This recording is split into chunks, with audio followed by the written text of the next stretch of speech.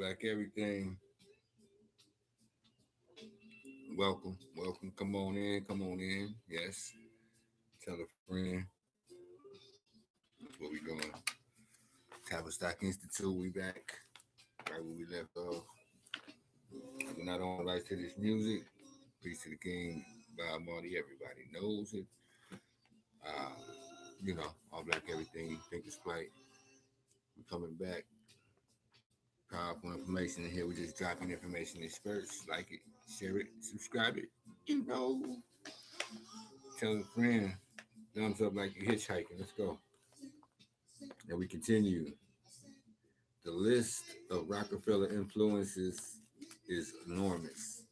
Quote, between the Rockefeller family's long-standing control over the American Medical Association and the American Psychiatric Association and the encroachment of the CIA establishment into all branches of government, various governments, including military funds, were used to push the development of brainwashing and to plant the Rockefeller Tavistock proteges in key positions in and institutions.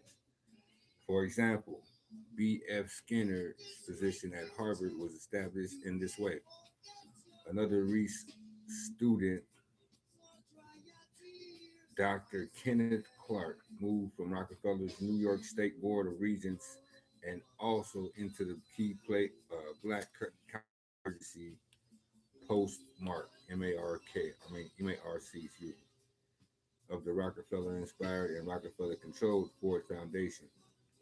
Dr. Nathan S. Klein, one of the worst recent criminals, headed the New York State's Rockland State Hospital as well as held a key position in New York's Columbia's Presbyterian Hospital, where a broad and old tradition of brainwashing thrived.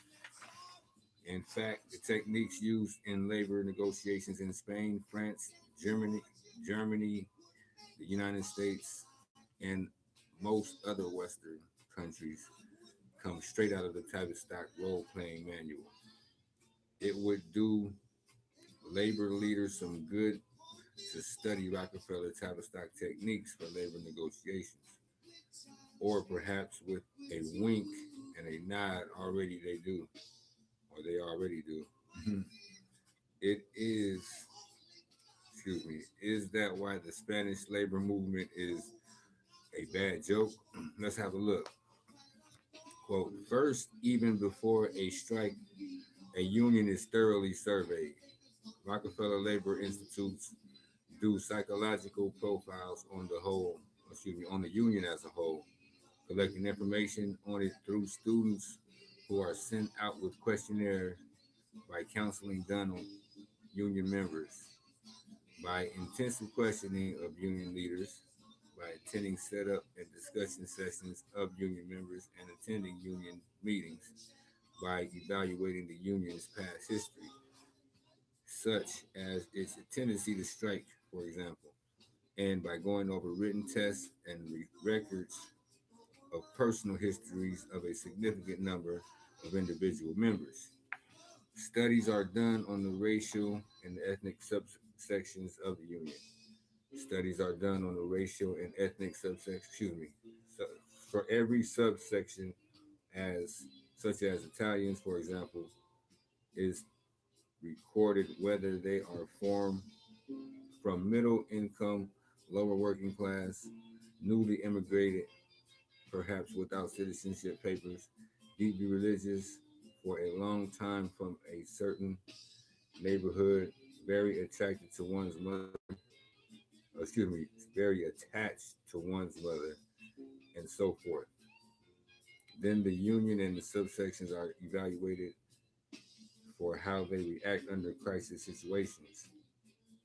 The pitiable psychological weaknesses, the neurotic guilts, the sort of horrifying images that produce fears in members, which will then be played on in the media and subtly exploited on unconscious levels in government and other Rockefeller propaganda, such as the known fear of white middle income teachers of attack from black gang youth.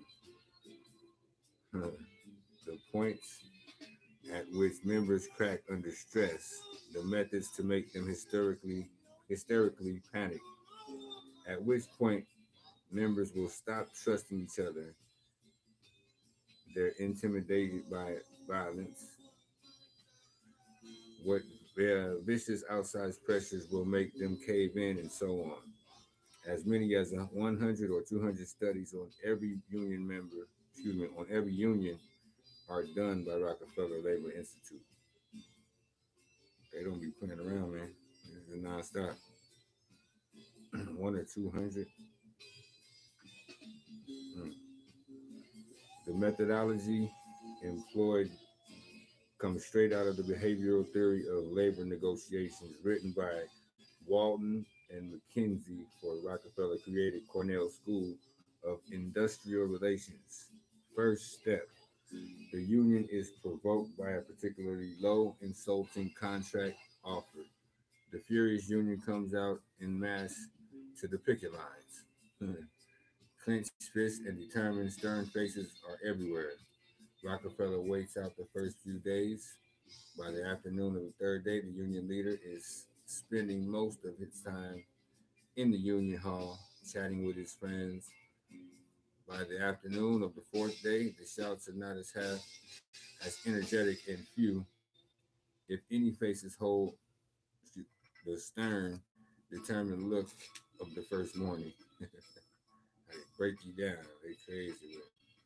Tavistock enters the scene. The strike is to be crushed in stages.